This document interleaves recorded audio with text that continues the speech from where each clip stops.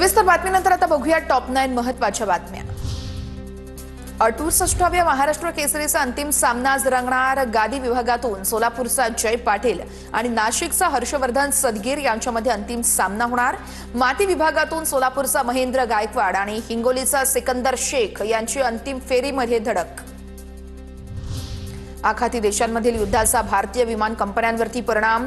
1 एप्रिलपासून विमान इंधनाच्या दरामध्ये वाढ होण्याची शक्यता। प्रवाशांवरती तात्काळ बोजा पडणार नाही आणि यावरती तोडगा काढण्याचे प्रयत्न सुरू। केंद्रीय नागरी हवाई वाहतूक मंत्रालयाकडून स्पष्ट। डिझेलच्या दरवाढीमुळे मच्छीमार व्यवसाय संकटात। आखाती देशांमधील युद्धामुळे डिझेलच्या किमतीमध्ये प्रति लिटर 22 रुपयांची वाढ। त्यामुळे महाराष्ट्रातील मासेमारी व्यवसाय पूर्णपणे ठप्प होण्याची भीती।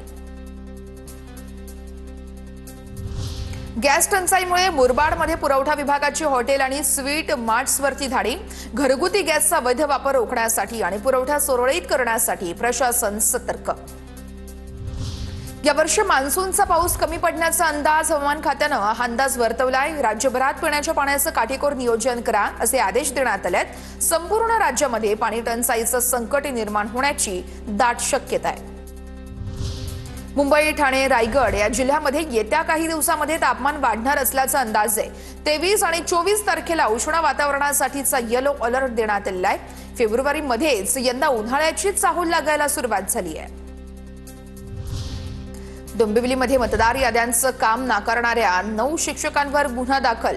मतदारांचे मॅपिंग करणं, अस्पष्ट छायाचित्रांची पडताळणी करणं या सगळ्या कामांसाठी केंद्रस्तरीय अधिकारी म्हणून शिक्षकांची नियुक्ती केली होती। 2024 मध्ये 5 वर्षांखालील सुमारे 49 लाख मुलांचा मृत्यू। WHOच्या levels and trends in child मोर्टॅलिटीच्या अहवालातून ही संपूर्ण माहिती समोर। मुंबई-पुणे एक्सप्रेस हायवेवरील मागील 3 वर्षांमध्ये 532 अपघात, यामध्ये 223 जणांचा मृत्यू। परिवहन विभागाची माहिती समोर।